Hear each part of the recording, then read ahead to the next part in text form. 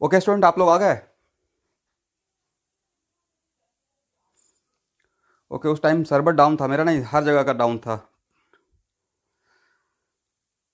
तो उस टाइम से अभी जाकर ठीक ठाक हुआ है। एनीवे, आज हम लोग केमिकल काइनेटिक्स का नेक्स्ट लेक्चर देख रहे हैं। तो कल हम लोग कवर कर लिए हैं जीरो ऑर्डर रिएक्शन, और आज हम लोग पढ़ने जा रहे हैं फर्स्ट ऑर्डर रिएक्शन। तो देखिए, केमिकल काइनेटिक्स में 90% चांस बोर्ड हो या एंट्रेंस हो, जहाँ तक मेरा एक्सपीरियंस है, तो फर्स्ट ऑर्डर से क्वेश्चन आने का चांस ज़्यादा रहता है। ओके, अभी ऑडियो और वीडियो सही से जा रहा है आपके पास?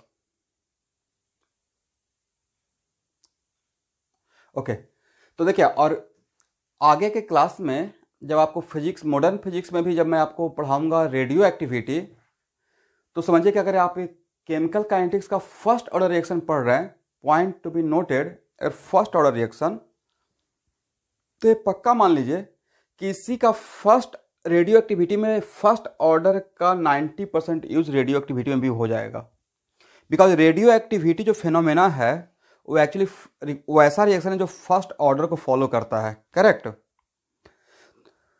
तो अब यहाँ पे है कि सपोज कीजिए कि मैंने आपके सामने एक रिएक्शन लिया, जिस बट पॉइंट भी नोटेड कि मैं यहाँ पे रिएक्टेंट का कोफिशिएंट, फिर से कल वाली बात, क्या ले रहा हूँ?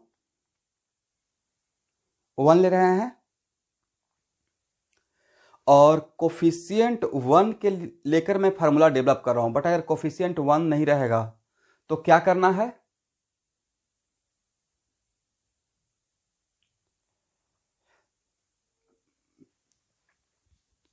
तो फार्मूला में जहां जहां पे रेट कांस्टेंट के रहेगा वहां वहां पे एन के कर दीजिएगा, अगर if coefficient is an, correct? Okay, तो ये जो हम लोग फार्मूला लिखे हैं रेट ऑफ रिएक्शन, तो ये कौन सा है? Differential rate law. ये है मेरा डिफरेंशियल रेट लॉ। और इसी का अगर आप रेट लॉ एक्सप्रेशन लिखते हैं तब क्या लिखेंगे?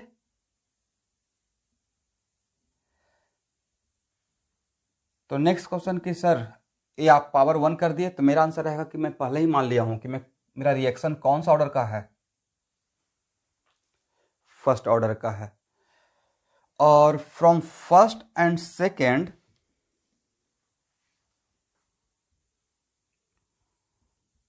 फ्रॉम फर्स्ट एंड सेकेंड अगर दोनों को कंबाइन करते हैं तो क्या लिखेगा?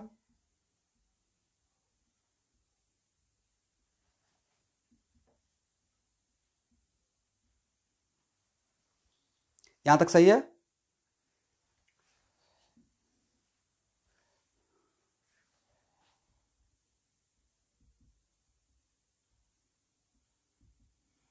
अब इसी इक्वेशन को रीअरेंज करने के बाद हम लोग ऐसे भी लिख सकते हैं, और we are integrating from where to where. देखिए, अब मैं यहाँ पे 0 से t ले रहा हूँ, बट मैं बार बार रिमाइंडर दे रहा हूँ कि समटाइम्स ऐसा भी हो सकता है कि 0 से t नहीं हो, तो उस टाइम पे हम लोग केयर कर लेंगे। तो टाइम का इंटीग्रेशन लिमिट ले रहे हैं 0 टू t, तो इसी टाइम का आपको यहाँ पे कॉन्सेंट्रेशन पुट करना चाहिए। You are integrating with respect to what? You are integrating with respect to D A. तो लिमिट भी हम लोग को ए का लेना चाहिए, और t इक्वल टू 0 पे a का वैल्यू सी नोट है, और t इक्वल टू t पे a का वैल्यू सी टी है। तो आपको नहीं लगता कि it is kind of 1/x का इंटीग्रेशन के जैसा है? हाँ या ना? और 1/x का इंटीग्रेशन क्या होता है स्टूडेंट?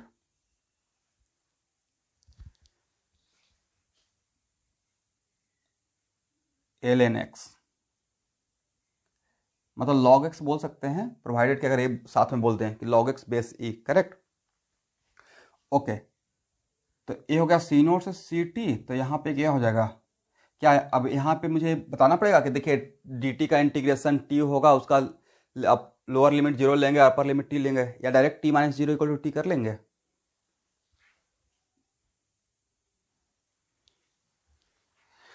और अब यहाँ पे अगर आप देख रहे हैं तो ये क्या हो जाएगा, L N C T minus L N C naught equal to minus K T.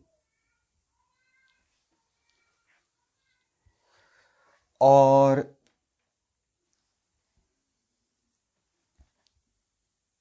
log a minus log b की इक्वल टू क्या होता है, log a माइनस, तो C T by C naught हो जाएगा इक्वल टू व्हाट,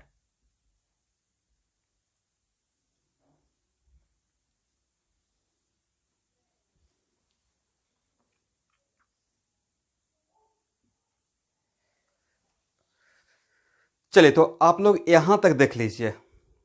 तो ये हो गया आफ्टर। तो फिर से एक बार देख लेते हैं कि मैं कोई हाइपोथेटिकल इक्वेशन लिया था जिसमें रिएक्टेंट का कोफिशिएंट 1 था, टी इक्वल टू 0 पे ए का कॉन्सेंट्रेशन सी नोट था, टी इक्वल टू टी पे amount of A remaining at time T equal to C T. Then from differential rate law, it is written like R equal to minus dA by dt, and from rate law expression, R equal to Ka to the power 1, where K is rate constant. तो अगर दोनों को एक साथ मर्ज करते हैं तो first equal to second, from first and second, then minus D A by D T equal to K A हो जाएगा। और इसको अगर अरेंज कर दिए तो हम लोग डी ए बाई ए और माइनस के डी टी, तो यहाँ करने के बाद after integration we get this formula, L N C T by C naught equal to minus K T. यहां तक किसी को प्रॉब्लम?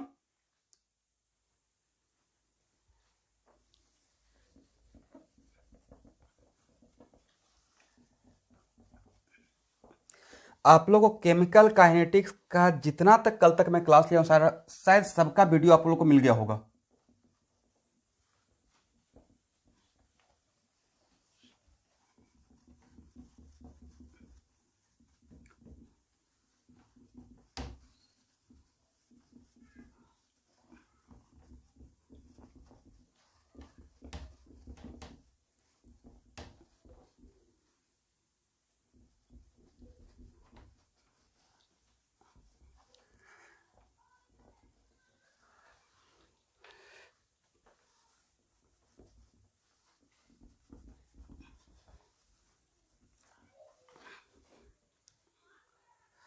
अब नेक्स्ट है,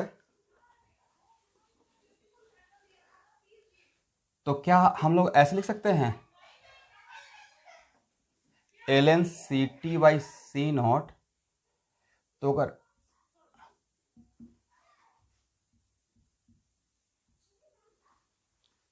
ठीक है, तो L N C T by C naught, तो यहाँ पे बेस ई था, तो क्या हम लोग ऐसे लिख सकते हैं, C T by C naught equal to E to the power minus K T. तो सी टी इक्वल टू क्या हो जाएगा, C naught E to the power minus K T. तो स्टूडेंट सबसे इंपॉर्टेंट पॉइंट ये हुआ कि एक्चुअल में मेरा ओरिजिनल फार्मूला तो ये था, करेक्ट। यहां के बाद हम लोग यहां पे आए। अब नेक्स्ट क्वेश्चन यहां पे है, it is very important to note that कि देखिए अभी आपके सामने मैं दो इक्वेशन लिया हूं, ये फर्स्ट हुआ और ये मेरा सेकेंड हुआ।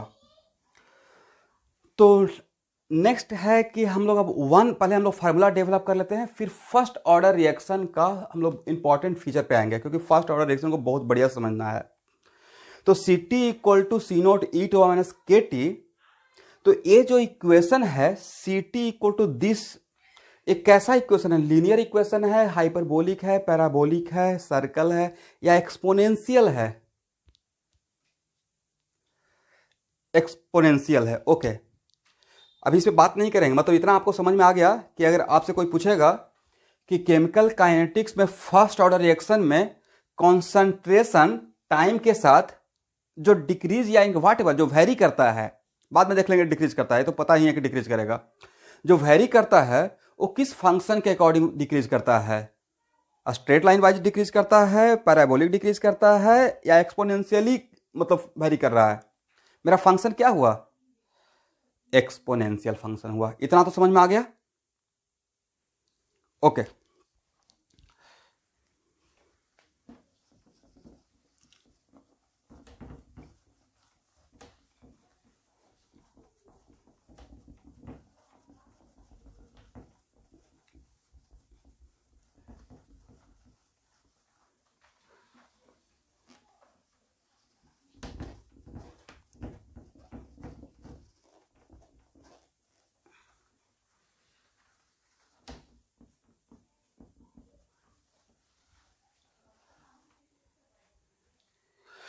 ओके, अब नेक्स्ट है कि यहां देखिएगा फ्रॉम इक्वेशन फर्स्ट, क्या इसको हम लोग ऐसे लिख सकते हैं 2.303 log CT by C note.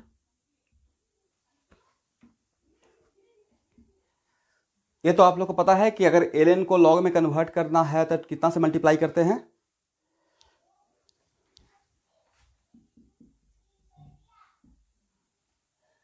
इसका मतलब ये हो गया। तो क्या यहां से आप ऐसे लिख सकते हैं,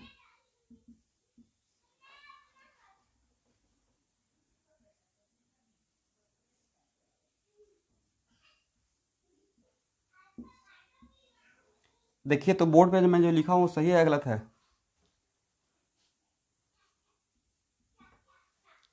सही है।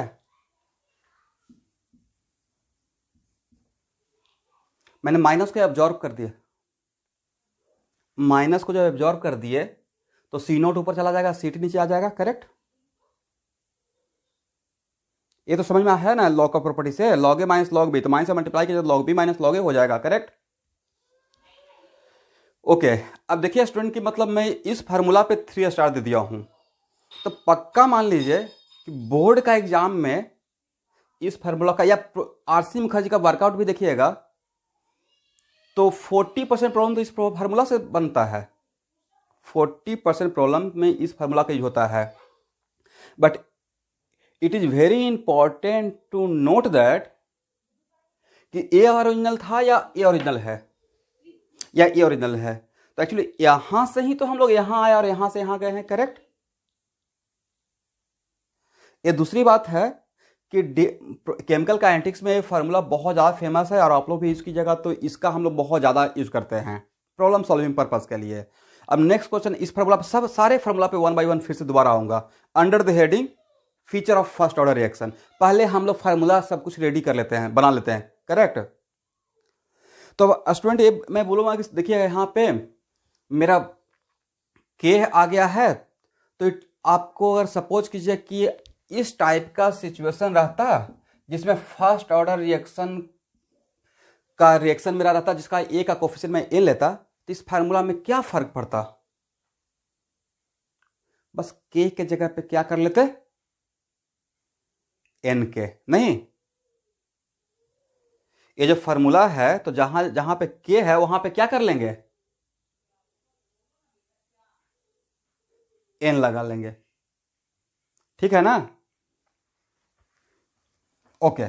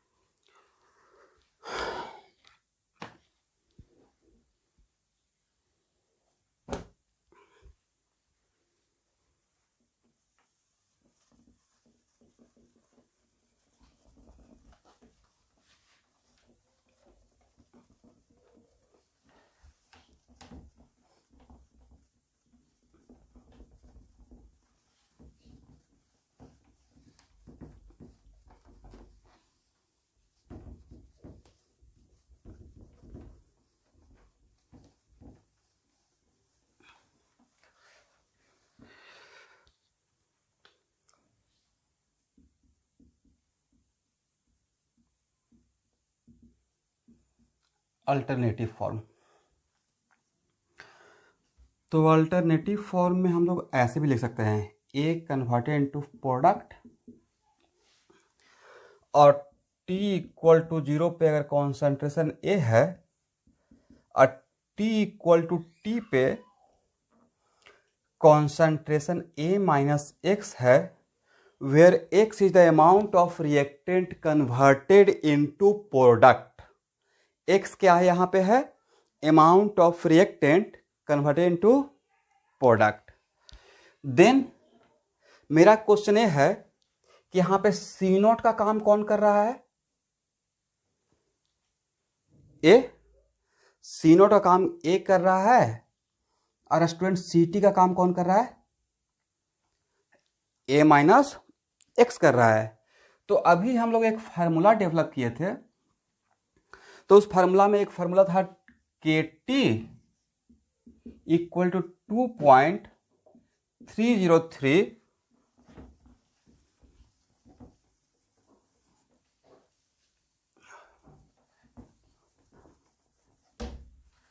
log C naught by C T.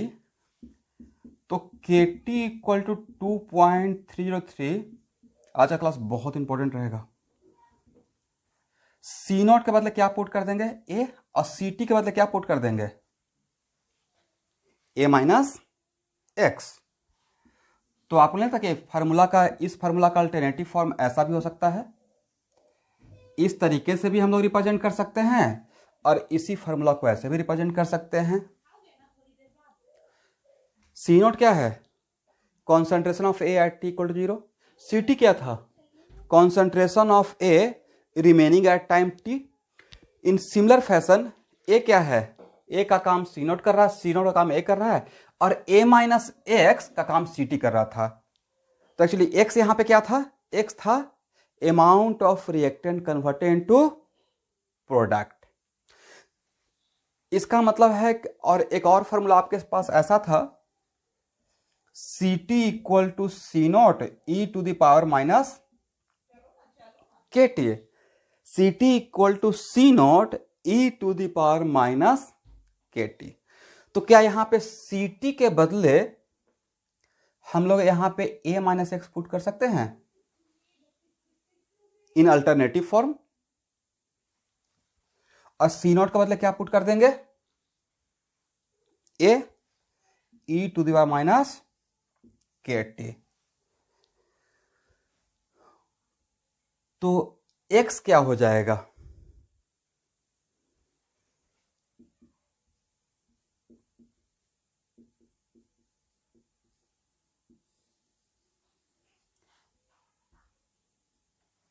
देखिए तो सही है, सही है। यहां तक न्यू स्टूडेंट, किसी को प्रॉब्लम, जो भी ज्वाइन किए हुए हैं? Okay.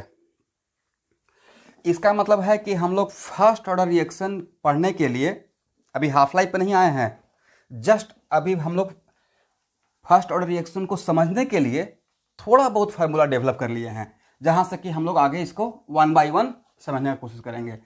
But it is very important to note that कि इस चीज़ को पढ़ाने से पहले मैं थोड़ा सा आपको मैथमेटिक्स का ज्ञान देना पसंद करूंगा। और ये जो अभी बताने वाले हैं, याद रखिए कैपेसिटर में भी आपको काम में आ जाएगा, चार्जिंग ऑफ कैपेसिटर में। ओके, बस ध्यान से इसको देखिए कि अभी मैं क्या यहां पे थोड़ा सा मैथमेटिक्स देखने वाले हैं।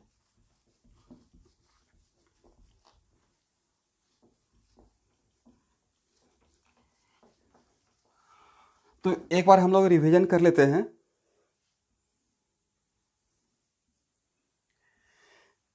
देखिए ओल्ड बैच का स्टूडेंट को ये सारा चीज पता है, but it is specially for new student.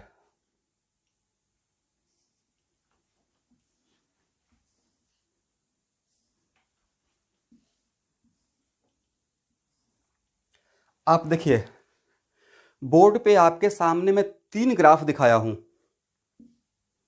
ठीक है।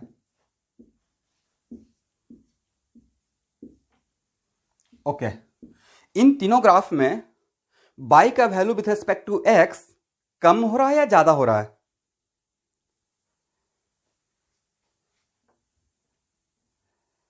In all this 3 graph value of y with respect to x decreases या इंक्रीजेज? इंक्रीजेज।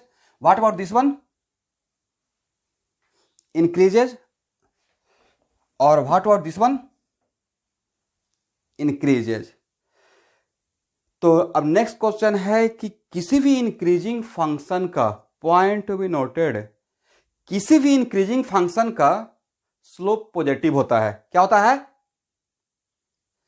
अब थोड़ा रिस्पॉन्स कीजिएगा। तो किसी भी इंक्रीजिंग फंक्शन का slope should be what? Positive. तो न्यू स्टूडेंट के लिए इंक्रीजिंग फंक्शन 3 टाइप का ही, इंक्रीजिंग फंक्शन ग्राफ मोटा मोटी 3 टाइप का ही आप इनकाउंटर करेंगे। देखिए, एक ऐसा increasing function like a straight line जिसका स्लोप कांस्टेंट रहता है। इस स्ट्रेट लाइन का थीटा तो कांस्टेंट है ना, और tan theta equal to m, और ये थीटा कांस्टेंट है तो ये वैल्यू क्या रहेगा, कांस्टेंट। इसका मतलब वैसा इंक्रीजिंग फंक्शन जो स्ट्रेट लाइन को फॉलो करते हुए इंक्रीज होता है तो उसका स्लोप कांस्टेंट रहेगा, करेक्ट।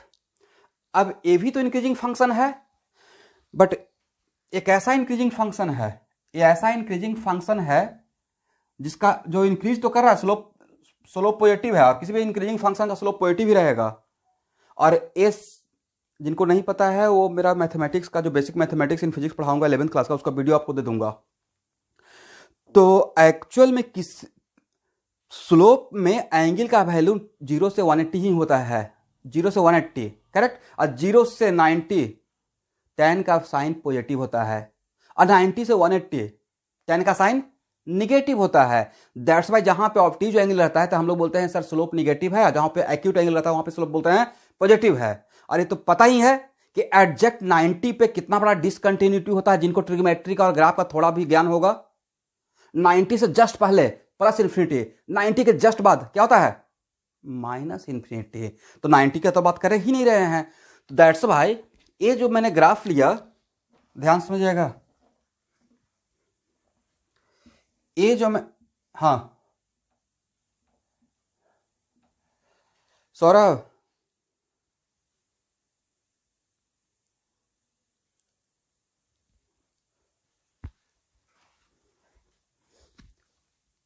सौरभ, कुछ लोग ऐड नहीं हो पा रहे, थोड़ा देख लीजिए तो प्लीज। हो गया, हाँ, ओके ओके ओके फाइन। बाकी चिन्मय वगैरह सब ऐड हो गए हैं, ओके ओके। तो यहां देखिए, तो एक्चुअल में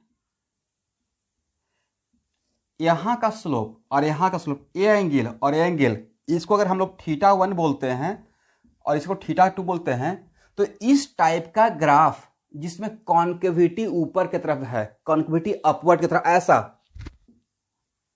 तो उस टाइप का इंक्रीजिंग फंक्शन में फंक्शन तो इंक्रीजिंग है, स्लोप पॉजिटिव है, मतलब फंक्शन इंक्रीजिंग है बिकॉज स्लोप पॉजिटिव है। बट ये किस टाइप का इंक्रीजिंग फंक्शन है, इस टाइप का इंक्रीजिंग फंक्शन को बोलता हूं कि it is increasing function with increasing slope, correct.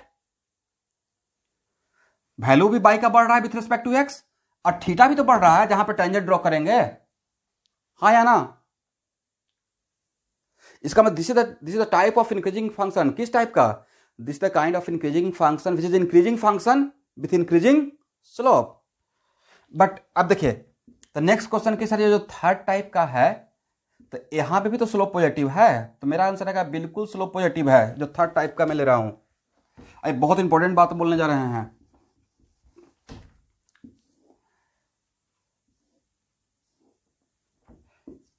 इसमें भी बाई का वैल्यू एक्स के साथ इंक्रीज हो रहा है, एक्स ज्यादा, यहां देखिएगा, यहां पे x1 है, x2 है, x1 पे y1 और x2 पे y2।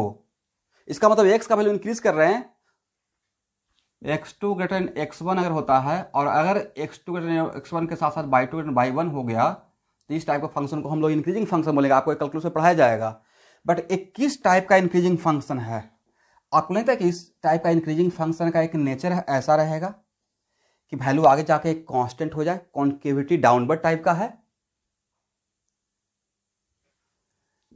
इसका मतलब है कि ए भी इंक्रीजिंग फंक्शन है, इसका भी स्लोप पॉजिटिव है, बट ए उस टाइप का इंक्रीजिंग फंक्शन है जिसमें टेंजेंट जो बनता है उसका एंगल डिक्रीज हो रहा है। इसका मतलब ये हुआ कि it is kind of increasing function with decreasing slope. सही बोल रहे हैं, it is kind of increasing function with decreasing slope. इसका मतलब what the conclusion, conclusion is that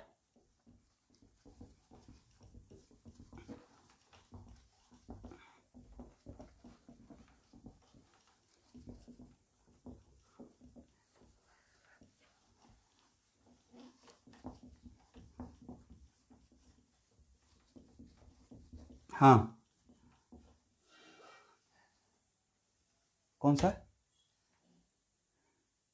कहाँ पे है? High parabola?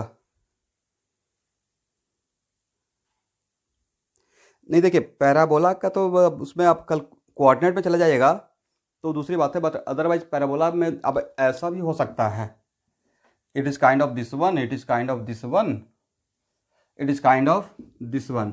अब वो हाई पैराबोला एक टर्म क्या है, अब उसमें तो मैं अभी माइंड क्लिक नहीं कर रहा है। ये कहाँ मिला था आपको हाई पैराबोला? हाँ, अच्छा अच्छा अच्छा, देख लेंगे उसको।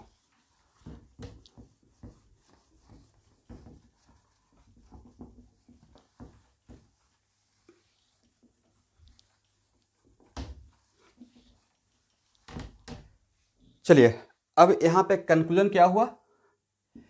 कंक्लूजन ये हुआ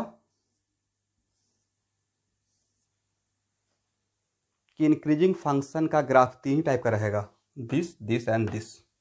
ठीक है, ये ऐसा इंक्रीजिंग फंक्शन रहेगा which is increasing function with increasing slope, ये ऐसा इंक्रीजिंग फंक्शन रहेगा which is increasing function with constant slope, ये ऐसा इंक्रीजिंग फंक्शन रहेगा which is increasing function with decreasing slope. Correct? Okay, अब आपके सामने एक एग्जांपल लेते हैं। सपोज कीजिए कि y इक्वल टू 2e⁻⁻x और मैं आपको कंडीशन दे दिया, या e⁻⁻t, और जब t लिख देंगे तो फिर कंडीशन देने का रिक्वायरमेंट नहीं। t यहाँ पे सपोज कीजिए मैंने बोल दिया टाइम, तो टाइम नेवर भी निगेटिव। करेक्ट? तो अब आपसे पूछा जाएगा कि y का वैल्यू टाइम के साथ कम होगा या ज्यादा होगा? तो y इक्वल टू तो आप ऐसे लिख सकते हैं ना, ठीक है? Uh time increases then what about e⁻t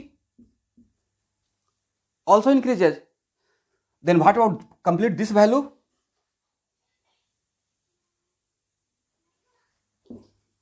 इसका मतलब ये है कि मेरा पूरा बाय ये जो कैसा फंक्शन है, इंक्रीजिंग फंक्शन या decreasing function?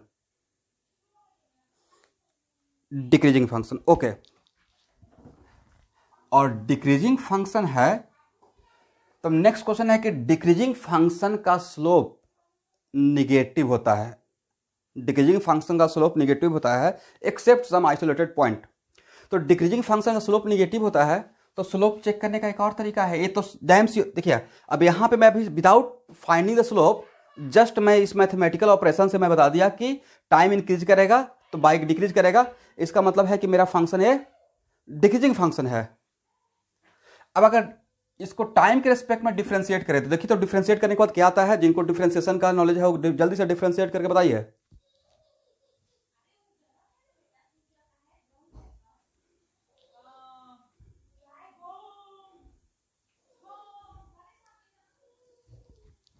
After differentiation we get what?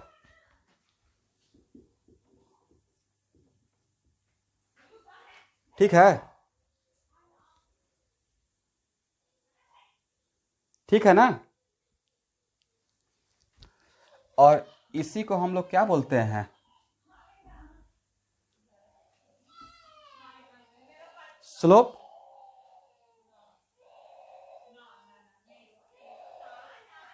और अगर स्लोप बोल रहे हैं, पॉइंट टू बी नोटेड, तो ये बताइए ये टर्म कभी नेगेटिव होगा?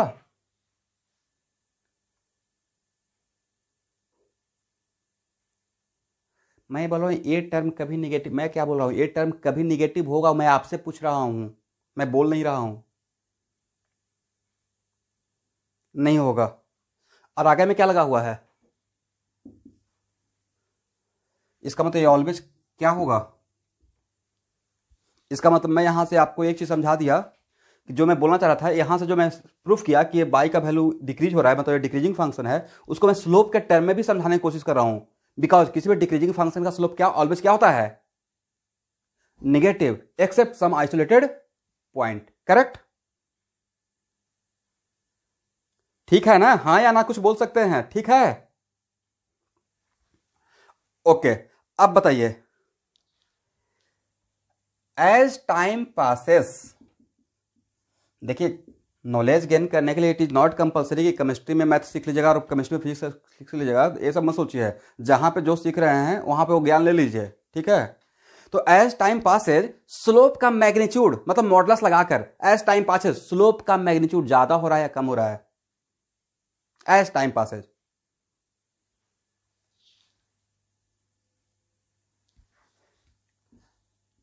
मैग्नीट्यूड बोल रहे हैं मतलब मॉडुलस लगाकर, कम हो रहा है ना।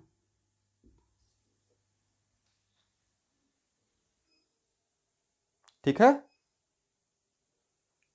मैग्नीट्यूड ऑफ स्लोप, मैग्नीट्यूड मतलब मॉडुलस मैं लेने के लिए बोल रहा हूं, मैग्नीट्यूड ऑफ स्लोप। अरे सॉरी सॉरी, एक मिनट रुकिएगा।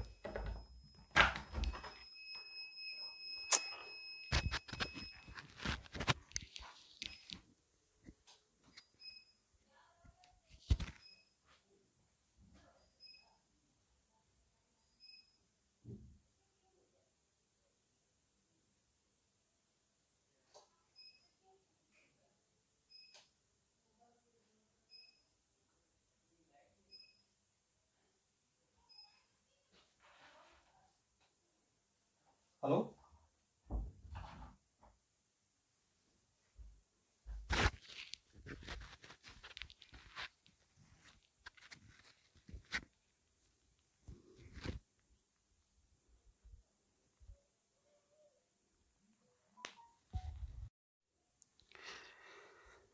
ओह, अरे इन्वर्टर का मेरा बेटा बटन ही बंद कर दिया था, पूरा बंद हो गया।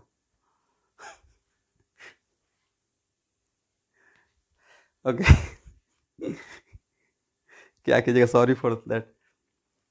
चलिए, हम लोग का कहानी कितना बढ़िया स्लोप का चल रहा था। ओके,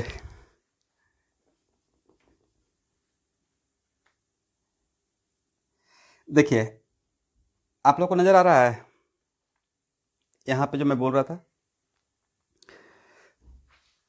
ओके, तो एक्चुअली मैं बोल रहा था कि यहाँ पे स्लोप निगेटिव है, बट इसका मैग्नीट्यूड अब निकालते हैं तो मैग्नीट्यूड में का मतलब मॉडुलस हो गया, तो 2/e⁻t, ठीक है,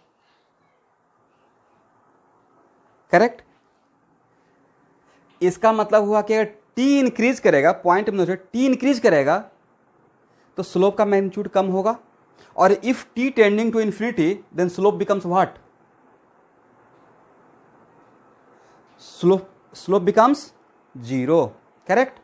अगर इसमें टी का वैल्यू इन्फिनिटी पुट कर दीजिएगा तो स्लोप का मैग्नीट्यूड कितना हो जाएगा, वैल्यू कितना हो जाएगा, जीरो हो जाएगा, ठीक है। ओके, तो एक्चुअल में जो मैं आपके सामने ग्राफ रखा,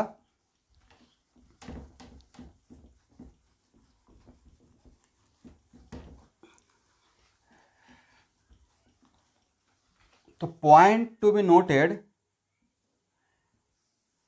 डिक्रीजिंग फंक्शन का ग्राफ एक स्ट्रेट लाइन ऐसा ए भी हो सकता है जिसमें स्लोप निगेटिव है। डिक्रीजिंग फंक्शन का ग्राफ एक ऐसा भी हो सकता है, इसमें भी किसी पॉइंट पे देखिएगा तो स्लोप निगेटिव रहेगा क्योंकि एंगल ऑप्टिज मिलेगा। बट डिक्रीजिंग फंक्शन का ग्राफ एक ऐसा भी हो सकता है। मेरा आप लोग से सजेशन है कि बाई इक्वल टू 2e⁻t लिया तो ये तो मैंने प्रूफ कर दिया कि डिक्रीजिंग फंक्शन है, बट इन तीनों में कौन सा ग्राफ इसका होना चाहिए,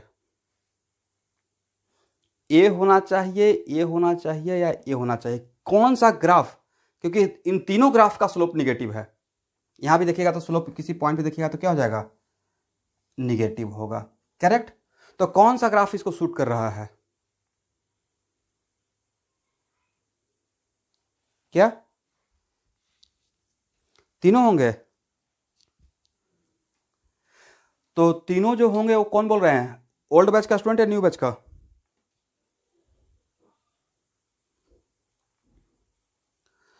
तो देखिए एक्चुअल में ये तो इसका जो एंगल है वो तो ऑलवेज कांस्टेंट है, बट यहाँ पे जो निगेटिव है बट ऑलवेज कांस्टेंट है ना, बट आपका स्लोप तो टाइम का फंक्शन है। क्या आपका स्लोप टाइम के साथ कांस्टेंट है या वेरिएबल है? आपका स्लोप टाइम के साथ वेरिएबल है, बट इस फंक्शन, ये जो स्ट्रेट लाइन है और स्लोप निगेटिव है, तो कुछ बोलेंगे सर स्लोप निगेटिव कैसा हुआ? तो मेरा आंसर रहेगा कि 90 से बड़ा एंगल है तो ऑब्ट्यूज एंगल है, तो 90 से 180 के बीच में tan का साइन निगेटिव ही होता है। बट ये जो निगेटिव, ये जो थीटा है वो तो टाइम के साथ कांस्टेंट है।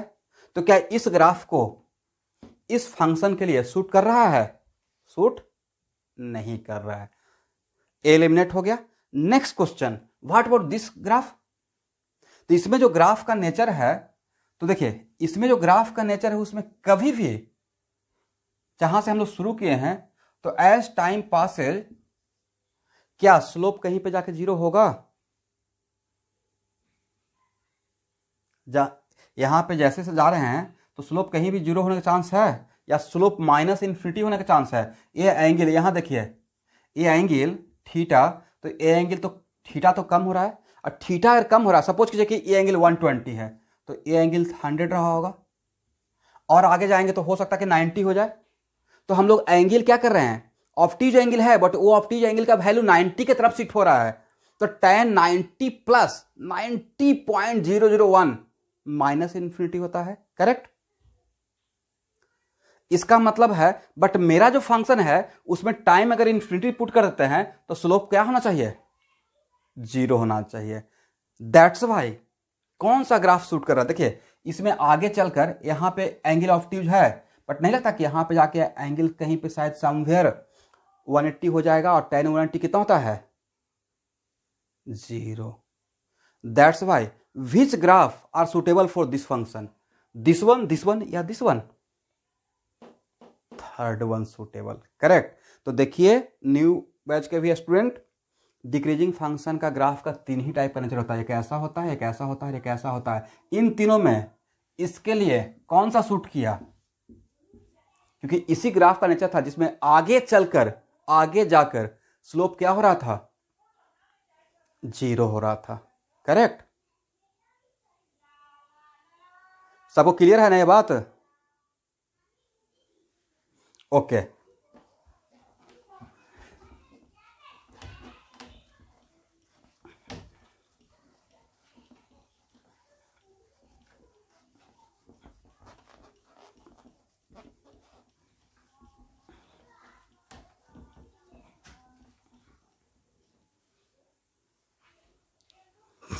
अब नेक्स्ट,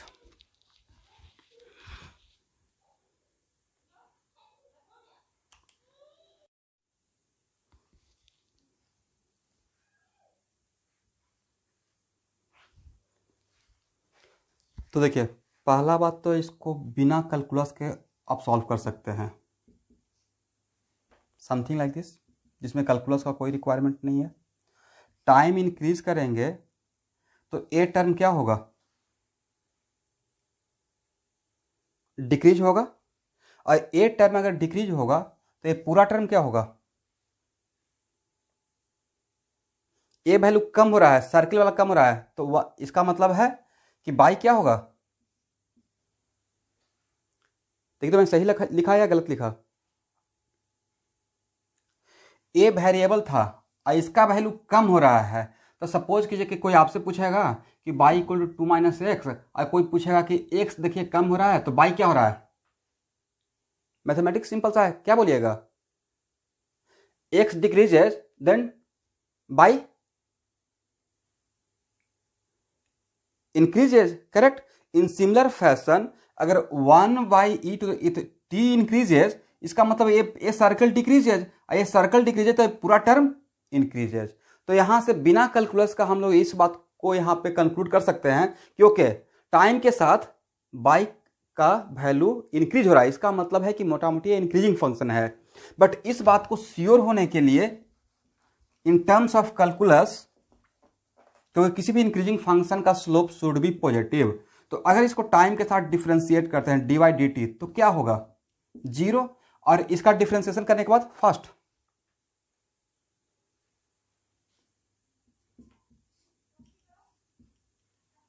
देखिए तो मैंने सही लिखा? E to the power minus T का डिफरेंशिएशन हो जाएगा minus E to the minus T, correct. और माइनस एक यहां पे पहले से था, तो minus minus becomes what, plus. और इसी को तो मैं स्लोप बोल रहा हूं, this is called what, slope.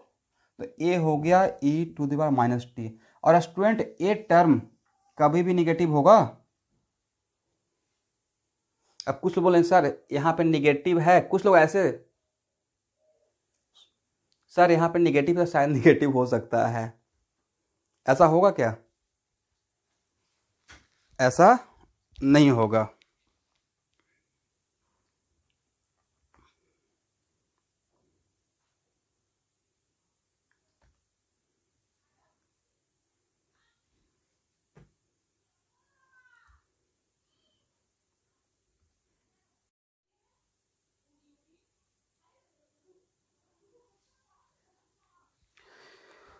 Okay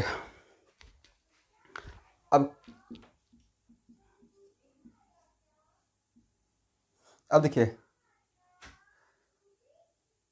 यहां पे टाइम अगर इंक्रीज करेगा तो व्हाट अबाउट मैं स्लोप का वैल्यू मैग्नीट्यूड वाइज डिक्रीज होगा। एक मिनट वेट कीजिएगा स्टूडेंट, जो आप लोग का रिकॉर्डिंग कर रहे हैं वो मेरा कैमरा बार बार गिर जा रहा है।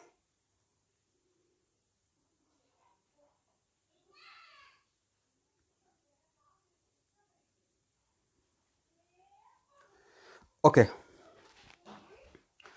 तो अब देखिए, ये वैल्यू तो पॉजिटिव है, but next question, T increases then what about value, no doubt this is positive, but T increases value of M decreases. तो नेक्स्ट क्वेश्चन है कि देखिए,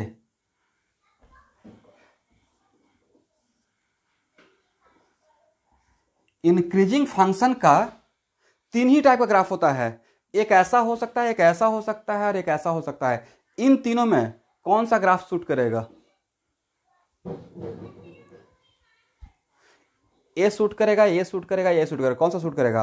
ये ऐसा इंक्रीजिंग फंक्शन है जिसमें वैल्यू तो इंक्रीज हो रहा है बट स्लोप भी इंक्रीज हो रहा है। ये ऐसा इंक्रीजिंग फंक्शन है जिसमें वैल्यू तो इंक्रीज हो रहा है बट स्लोप कांस्टेंट है। ये ऐसा इंक्रीजिंग फंक्शन है जो वैल्यू तो इंक्रीज हो रहा है बट स्लोप डिक्रीज हो रहा है। तो मेरा स्लोप भी तो यहां पर डिक्रीज हो रहा है, करेक्ट।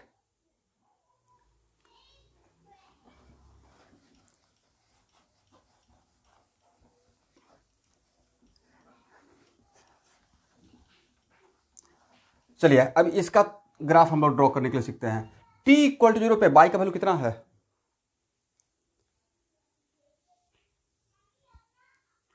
1। और t इक्वल टू 0 पे y का वैल्यू 1 है। ध्यान से देखिए तो, 0 ना, t equal to 0, t equal to 0, t equal to 0 पे तो 1 माइनस 1 0 हो जाएगा ना। और t इक्वल टू इन्फिनिटी पे 1। तो इसका ग्राफ आप लोग ड्रॉ कर कीजिए रफ में।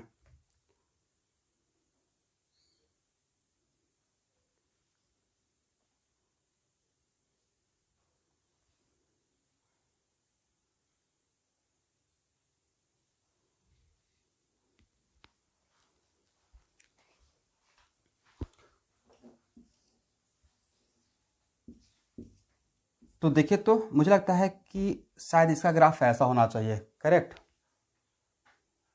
ऐसा क्यों? क्योंकि आगे चलकर t इक्वल टू इन्फिनिटी पे at after long time y का वैल्यू कांस्टेंट हो गया और वैल्यू कितना है? 1 है, हाँ या ना। At t equal to infinity value of y becomes what? 1। तो स्टूडेंट इस बात के लिए डैम श्योर रहिए, फिजिक्स में कैपेसिटर में आएगा charging and discharging of capacitor. अगर मैं बोल रहा हूं इसका तो वहां पे भी यूज होगा, यहां पे यूज तो था ही, इसलिए मैं यहां पे ले रहा हूं। इसका मतलब है कि वैसा कोई भी इंक्रीजिंग फंक्शन जिसका स्लोप टाइम के साथ, स्लोप पॉजिटिव है बट स्लोप अगर कम हो रहा है, इसका मतलब increasing function with decreasing slope, तो डैम श्योर उसका ग्राफ इस टाइप से जाएगा और आगे चलकर स्लोप क्या हो जाएगा? 0 हो जाएगा। इसका मतलब है कि उस फंक्शन का वैल्यू आगे चलकर कांस्टेंट होगा। मैं नहीं बोल रहा हूं कि 1 ही रहेगा, वो कांस्टेंट वैल्यू 2 भी हो सकता था, डिपेंडिंग अपॉन सिचुएशन। अगर यहां पे 2 रहता तो यहां पे 2 हो जाता। बट इस टाइप का ग्राफ का नेचर कैसा रहेगा? तो 3 टाइप का ग्राफ आपके सामने दिखाया है, कितना बढ़िया हो गया। तो इसमें से ए रिजेक्ट हो गया। क्यों रिजेक्ट हो गया? A increasing function with increasing slope था। ए क्यों रिजेक्ट हो गया? Increasing function with constant slope था। ए क्यों सिलेक्ट हुआ? क्योंकि ये increasing function with decreasing slope था। करेक्ट। तो increasing function with decreasing slope का ग्राफ ऑलवेज कैसा जाएगा? ऐसा जाएगा। सही है। तो मुझे लगता है केमिकल काइनेटिक्स में जितना ग्राफ आएगा एक्सपोनेंशियल का, उसका मैं मोटा मोटी आपको नॉलेज दे दिया हूं।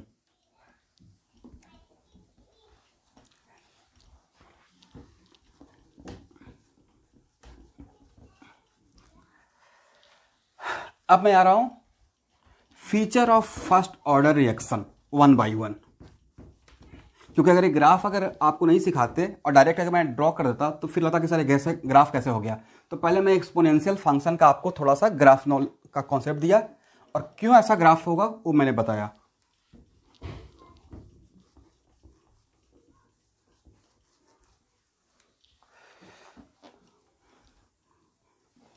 तो देखिए feature of first order reaction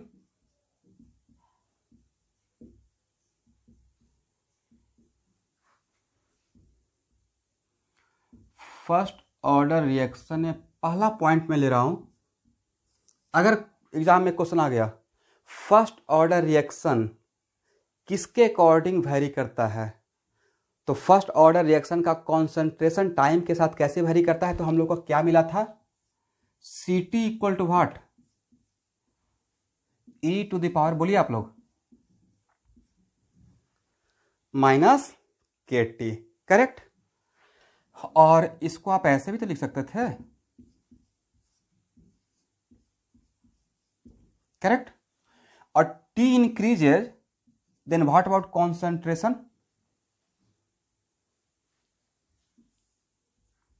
देखिए तो सही है। T इंक्रीजेज, तो T increases then this term increases, और दिस टर्म इंक्रीजेज मतलब whole this term what? Decreases.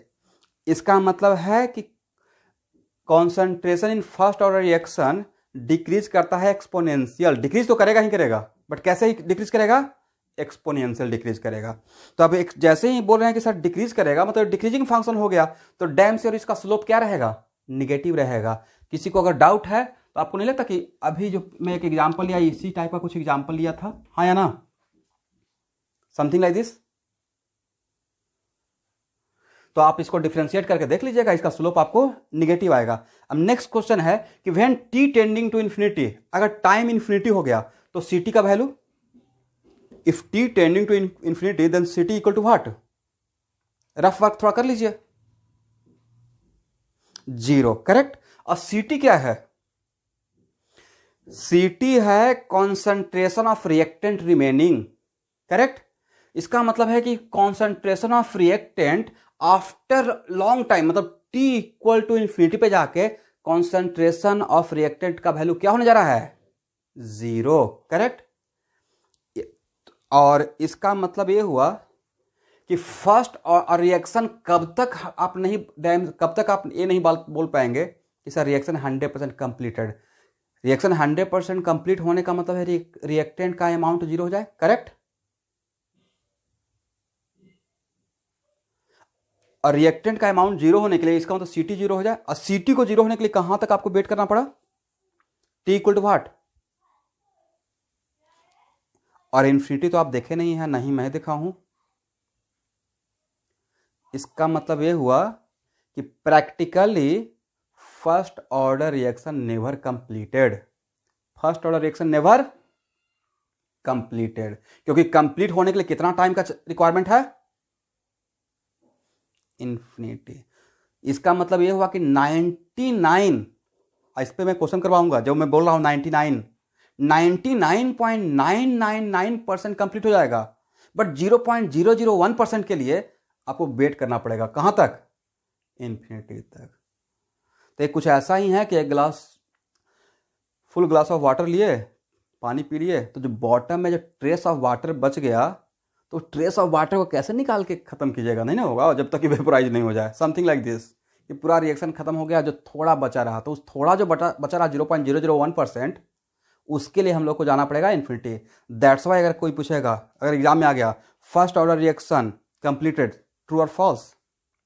False. According to which equation? This equation. तो अब इसका ग्राफ ड्रॉ करते हैं, तो आप लोग थोड़ा इसका स्लोप का रफ वर्क कर लीजिए।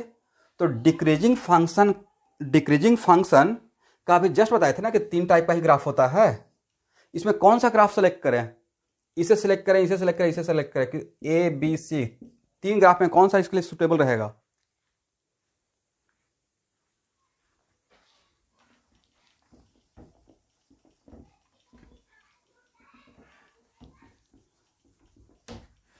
तो अगर सी टी वर्सेस टी का ग्राफ ड्रॉ करते हैं तो टी इक्वल टू 0 पे कॉन्सेंट्रेशन कितना था? सी नॉट। और यहां से कॉन्सेंट्रेशन कम हो रहा है, और कैसे कम हो रहा है? एक्सपोनेंशियली। और टी इक्वल टू इन्फिनिटी पे जाकर कॉन्सेंट्रेशन बिकम्स व्हाट? 0। तो आपको नहीं लगता कि एक ग्राफ आगे जाकर, अब इसमें से कुछ बोलेंगे कि सर एक ग्राफ इस लाइन को कहीं पे क्रॉस क्यों नहीं कर गया? मेरा आंसर है क्रॉस कर जाएगा तो कॉन्सेंट्रेशन निगेटिव होगा। कॉन्सेंट्रेशन निगेटिव होता है।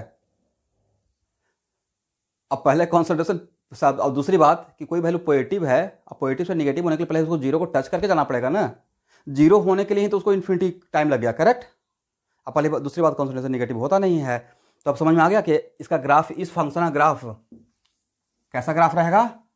एक्सपोनेंशियल। इसका मतलब यहां पे 2 पॉइंट। फर्स्ट पॉइंट ये है कि concentration in case of first order reaction of reactant decreases with respect to time exponentially, पहला पॉइंट। और सेकेंड पॉइंट, इसका मतलब ये कैसा इक्वेशन है? एक्सपोनेंशियल इक्वेशन है। कैसा इक्वेशन है? एक्सपोनेंशियल। और दूसरी बात, according to this equation first order reaction never completed, because for completion it takes how much time? Infinity time. यहां तक क्लियर हो गया? किसी को डाउट कि ग्राफ ऐसा क्यों हुआ?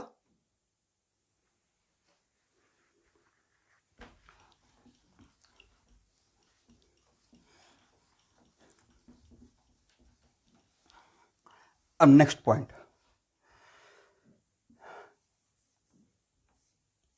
पॉइंट, है कि क्या हम लोग सी टी के बदले, अच्छा C T by C naught क्या है? यहां से ही what is C T by C naught? इसको क्या पढ़िएगा?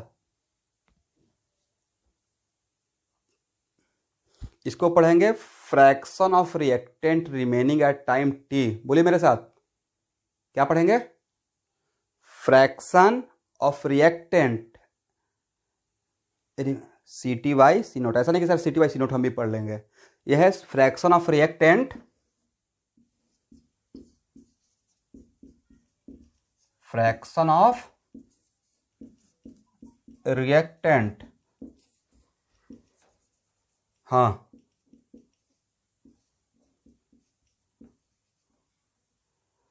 ओके। देखिए ये जो मैं इस फंक्शन का मैं ग्राफ दिखा रहा था, ठीक है? तो इस फंक्शन का ग्राफ दिखा रहे थे तो मैं बोला कि देखिए एक ग्राफ, ये तो इतना तो पता है कि टी इंक्रीज करेगा तो वैल्यू सी टी का डिक्रीज करेगा, करेक्ट? हाँ या ना? डिक्रीज करेगा इस तरीके से, C T equal to C naught E to the power minus K T, sorry plus K T, नीचे आएगा तो टी इंक्रीज करेगा तो ये वैल्यू क्या होगा? इंक्रीज होगा तो ये वैल्यू क्या हो जाएगा? डिक्रीज। इसका मतलब ये डिक्रीजिंग फंक्शन है। अब डिक्रीजिंग फंक्शन का स्लोप निगेटिव होता है, करेक्ट? तो इसको रफ में डिफरेंशिएट करिएगा टाइम के रेस्पेक्ट में, तो जो स्लोप आएगा उस स्लोप में T equal to infinity put कर देंगे तो स्लोप आपको 0 मिल जाएगा, करेक्ट? तो 3 ही टाइप का तो डिक्रीजिंग फंक्शन होता है। तो किस फंक्शन में आगे चलकर स्लोप 0 होने का चांस लगता है? इसमें, इसमें या इसमें? दैट्स व्हाई मैंने ऐसा ग्राफ लिया, करेक्ट? तो नेक्स्ट सर ग्राफ यहां से क्यों शुरू किए? तो टी इक्वल 0 पे आपका कॉन्सेंट्रेशन क्या था? टी इक्वल टू 0 पे सी नोट ही तो था। और टी इक्वल टू इन्फिनिटी पे कॉन्सेंट्रेशन क्या हो जाएगा? 0। लेकिन टी कॉन्सेंट्रेशन 0 होने के लिए रिएक्टेंट का, और जब कॉन्सेंट्रेशन रिएक्टेंट का 0 हो जाएगा मतलब रिएक्शन खत्म, कंप्लीट। बट कंप्लीट होने के लिए आपको कब तक वेट करना पड़ा? इन्फिनिटी। अब आप इन्फिनिटी देखे हैं? मैं तो नहीं देखा हूं। It means what? इसका मतलब first order reaction never completed. यहां तक क्लियर? आगे बढ़ा जाए। ओके, अब हम लोग आ रहे थे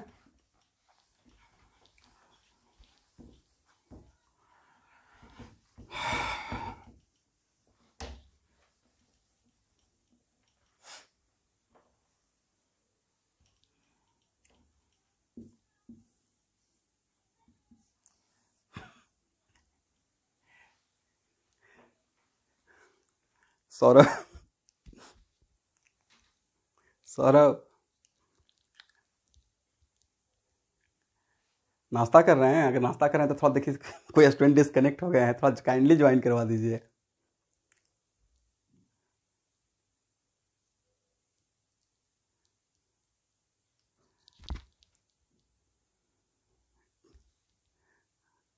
अच्छा अच्छा, तो उनको बोलिए ना कि एक बार फिर से डिस्कनेक्ट करके मीटिंग को लीव करके और फिर से ज्वाइन कर लेंगे।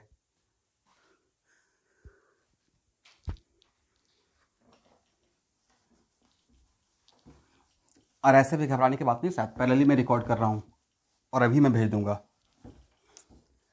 और आप लोग का वीडियो जो भेजेंगे उसमें मैं बहुत ज़्यादा इफ़ एंड बैड अप नहीं करूँगा। पहले कर रहे थे 2 4 5 वीडियो में कि एटलीस्ट गुवाहाटी राकेश सर, अब वो सब नहीं करेंगे, डायरेक्ट जोड़ेंगे और आपको दे देंगे। सबसे पहले आप पढ़ लीजिए, बाद में उसमें इफ़ एंड बैड करते रहेंगे। Okay,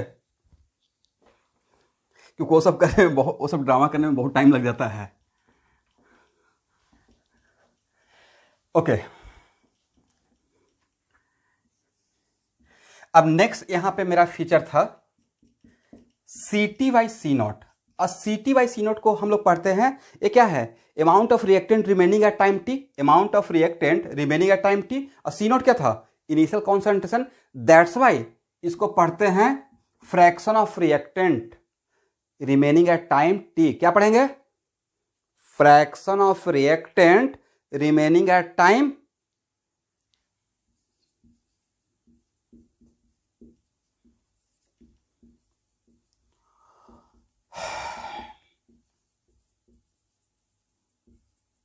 remaining at time t। Correct. अब फ्रैक्शन का वैल्यू कहां से कहां तक वेरी करता है? 0 से 1। तो t इक्वल 0 पे, t इक्वल टू 0 पे देखिए तो t इस ए वैल्यू कितना होगा? 1 होना भी चाहिए था, क्योंकि t इक्वल 0 पे सी टी क्या था? तो सी नॉट बाई सी नॉट तो 1 ही रहेगा ना। और t इक्वल टू इन्फिनिटी पे सी टी क्या था? 0। इसका मतलब fraction of reactant at after long time T equal to infinity becomes क्या होना चाहिए? 0। इसका मतलब आपको नहीं लगता कि ये जो फंक्शन है इसका वैल्यू 1 से 0 के बीच में वेरी करेगा? और 1 कब होगा? t इक्वल 0 पे, और 0 कब होगा? t इक्वल टू इन्फिनिटी पे। तो देखिए, तो एक्चुअली इस पे मैं इतना ज़्यादा एम्फेसाइज इसलिए कर रहा हूँ कि कहीं कहीं एक आध जगह ऐसा क्वेश्चन आया हुआ था जिसमें था कि इन केमिकल काइनेटिक्स में फर्स्ट ऑर्डर रिएक्शन में fraction of reactant versus time का ग्राफ क्या होगा। तो एक्चुअली होता है कि स्टूडेंट जान रहे हैं इसी क्वेश्चन को, बट इसी क्वेश्चन को इस फॉर्मेट अगर में आ गया और ए फ्रैक्शन ऑफ टर्म लिख दिए, वर्ड में लैंग्वेज दे दिए fraction of reactant versus time का, तो कुछ नहीं था। इसका मतलब है कि फ्रैक्शन ऑफ रिएक्टेंट का मतलब C T by C naught ही पूछ रहे हैं, और टी क्लोजर पे इसका वैल्यू क्या है? 1। और ए क्या है? ये ही फंक्शन, यहाँ का ही फंक्शन तो ये था, तो इसका कहाँ से वेरी करेगा? इसका ग्राफ डिफरेंट टाइप का होगा या सेम ही टाइप का रहेगा? करेक्ट। बस ओनली डिफरेंस व्हाट, कि इसका वैल्यू 1 से 0 होगा। ओनली डिफरेंस व्हाट, 1 से 0 होगा। और जब सी टी वर्सेस टी कर रहे थे तो उसका क्या? सी नॉट से 0 था। इतना ही तो फर्क है। तो यहां तक समझ में आ गया? यहां तक आप में से किसी को डाउट? एनीवन?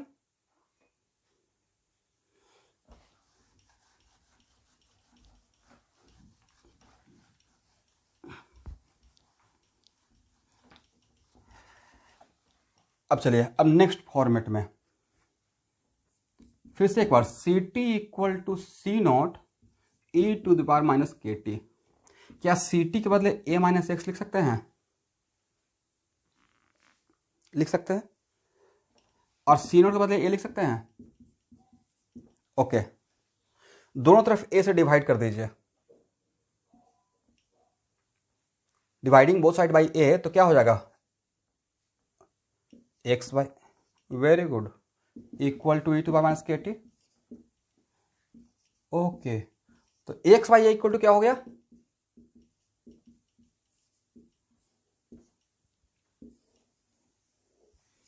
अरे एक्स वाई क्या है?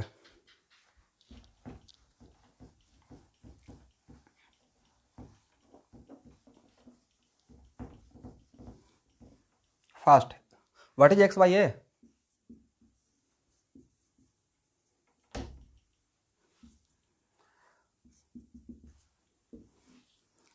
तो स्टूडेंट एक्स वाई ए है, यहां पे एक बार देख लेते हैं। टी इक्वल टू टी पे ए माइनस एक्स, तो एक्चुअली एक्स यहां पे था amount of reactant converted into product, amount of reactant converted into product, correct? मैं नहीं बोल रहा हूं कि amount of product, amount of reactant converted to product. तो एक्स वाई ए को क्या पढ़िएगा? Fraction of reactant converted into product at any time T, and इसी को तो बोलते हैं डिग्री ऑफ डिसोसिएशन। हाँ या ना? इट इज ऑल्सो नहीं लग, इट इज मोर और less it is kind of degree of dissociation. That's why आपको एक अल्फा पढ़ाते थे ना, X Y A, it is kind of degree of dissociation, तो उसी का दूसरा नाम बोल रहे हैं fraction of reactant converted to product का दूसरा नाम डिग्री ऑफ डिसोसिएशन भी बोल सकते हैं। ओके, क्योंकि अल्फा इक्वल टू क्या होता है? X Y A. तो इसका मतलब एक्स वाई ए मेरा क्या है? एक्स वाई ए है fraction of reactant converted into product. तो अब आपको मैं 2 मिनट का टाइम दे रहा हूं। इसका नाम है एफ दे रहे हैं, यहाँ पे एफ है fraction of reactant converted into product. अब आपको थोड़ा सा मैथमेटिक्स का वर्क करना है और बताना है कि ये जो पूरा ब्रैकेट है इसके अंदर ये डिक्रीजिंग फंक्शन है या इंक्रीजिंग फंक्शन है। Do it fast and also draw the graph fast. पहले तो आपको चेक करना है कि डिक्रीजिंग फंक्शन है या इंक्रीजिंग फंक्शन है, और जब ये पता चल जाए तो आपको बताना है कि इस एफ का वैल्यू कहां से कहां तक वेरी करेगा, और ये भी पता चल गया कहां से कहां तक वेरी करेगा, तो उसका ग्राफ ड्रॉ कीजिए रफ में। 2 मिनट का टाइम दे रहे हैं विथ प्रॉपर, जैसे मैं कैलकुलस का मेथड से समझाया हूं।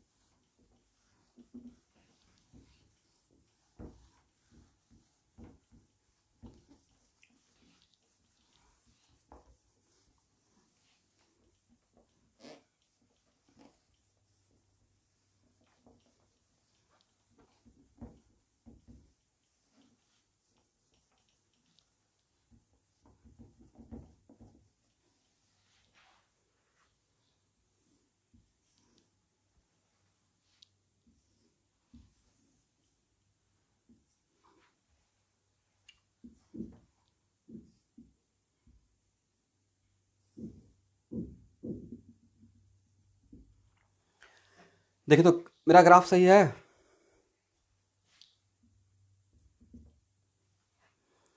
ए था increasing function with decreasing slope, correct? और टी इक्वल टू 0 पे तो रिएक्टेंट प्रोडक्ट में कन्वर्ट हुआ ही नहीं था। दैट्स व्हाई टी इक्वल 0 पे फ्रैक्शन क्या रहता है? 0। और फिर भी नहीं समझ में आ रहा है तो इसमें टी इक्वल 0 पुट कर दीजिए। तो टी इक्वल 0 इस इक्वेशन में पुट कीजिएगा तो 1 - 1 क्या हो जाएगा? 0। इसमें टी इक्वल 0 पे fraction of reactant converted to product 0, correct? और at T equal to infinity, at T equal to infinity क्या हो जाएगा? जीरो हो, वन ना। टी इक्वल टू इन्फिनिटी पे जितना भी रिएक्टेंट था वो प्रोडक्ट में कन्वर्ट हो गया। इसका मतलब at T equal to infinity how much amount of reactant convert into product.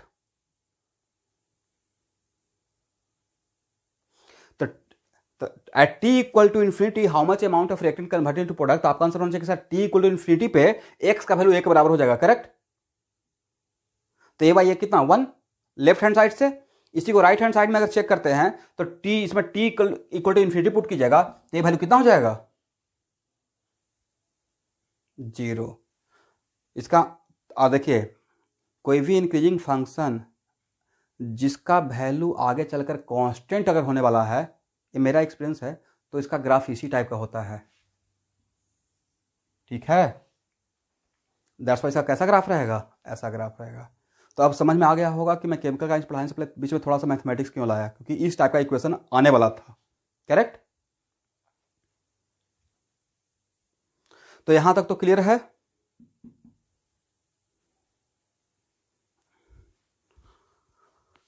Okay अब नेक्स्ट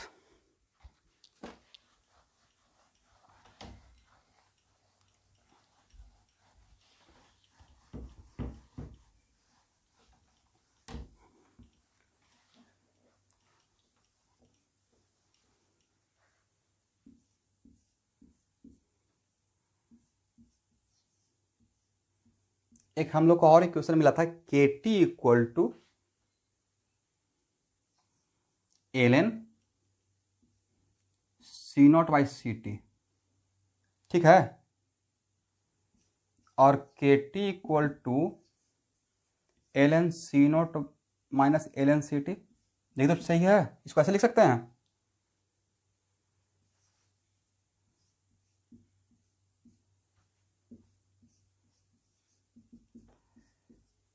यहां देखिएगा स्टूडेंट, ऐसे लिख सकते हैं इसको। ये तो याद है ना कि एक इक्वेशन हम लोग को मिला था ऐसा, वहां पे मिला था C T by C naught, यहाँ पे माइनस के टी था, बट माइनस को ऑब्जर्व कर देंगे तो L N C naught by C T हो जाएगा ना।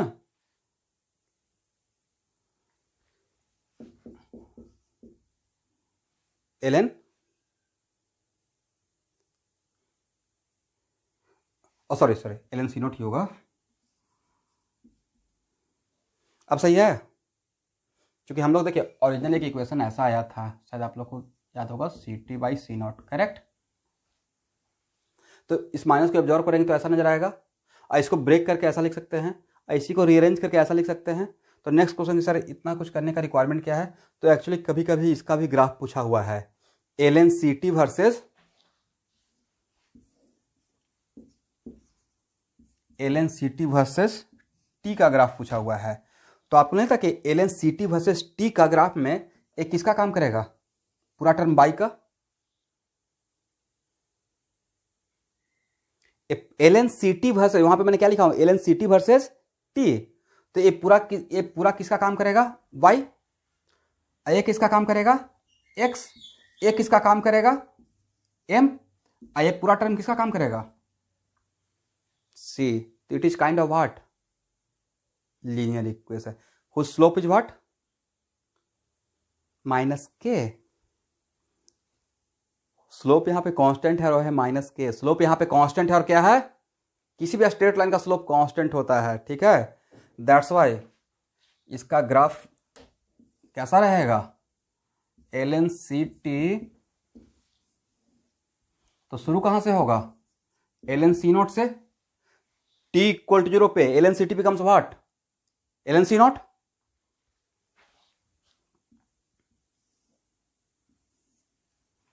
और इस tan थीटा का वैल्यू क्या होगा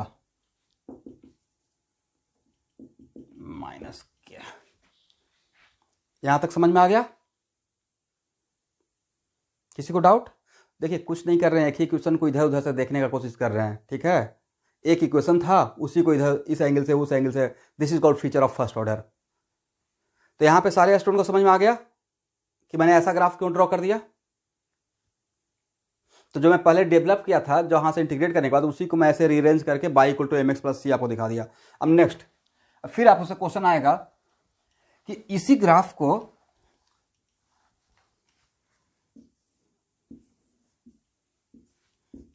अगर log ct वर्सेस t का ड्रॉ करते तो उस ग्राफ और इस ग्राफ में log c, यहां पे वहां था ln, यहां पे log ct वर्सेस t, तब क्या होता?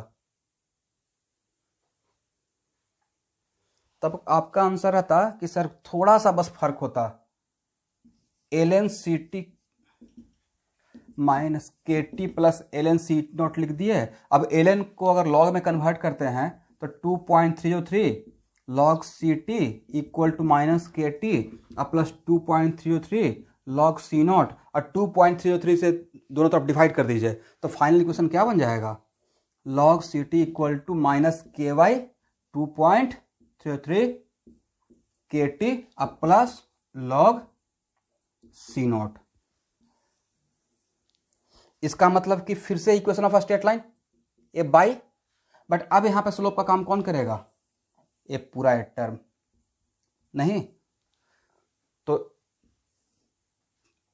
ग्राफ का नेचर तो सेम ही रहेगा ना, स्ट्रेट लाइन। डिफरेंस क्या रहेगा? स्लोप का डिफरेंस आ जाएगा, करेक्ट। वहां पे स्लोप क्या है? माइनस के। यहां पे स्लोप क्या रहेगा? यहां पे स्लोप रहेगा tan theta equal to m equal to minus K by 2.30, correct. किसी को डाउट? चलिए, तो मुझे लगता है कि आज का क्लास को यहां पे विराम देना चाहिए। कल, आज कौन सा दिन हो गया? वेडनेसडे। अच्छा, थर्सडे आ भी गया। ओके, चलिए कोई बात नहीं, हम लोग बहुत सारा क्लास आगे एडवांस कर लिए हैं टचवुड, लेकिन क्लास ऐसे होते भी रहेगा। बस एक चीज़ का टेंशन है कि मैकेनिक्स को भी एक्सेलरेट करना है। ऑर्गेनिक भी इन हैंड आ गया है, बस मैकेनिक्स अगर इन हैंड आ जाएगा तो हम लोग का सिलेबस ऑन बिल्कुल ट्रैक पे आ जाएगा। तो कल का क्लास, अच्छा कल तो आपका सिलेबस में नहीं है, सॉरी रूटीन में तो नहीं है। कल फ्राइडे, टुमारो फ्राइडे, करेक्ट। कल फ्राइडे और सैटरडे मेरा 11th का क्लास रहता है, और जस्ट 11th शुरू किया हूँ, इसलिए कल और परसों क्लास नहीं रहेगा। बट इवनिंग में आपका रात में क्लास रहेगा ओल्ड बैच का। या कल आपका क्लास था या न्यू बैच का है? किसका रूटीन में था? शायद नहीं।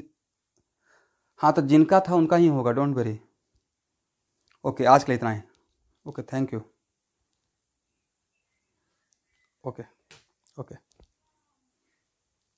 Okay, thank you. Good night. हाँ, गुड नाइट, गुड नाइट।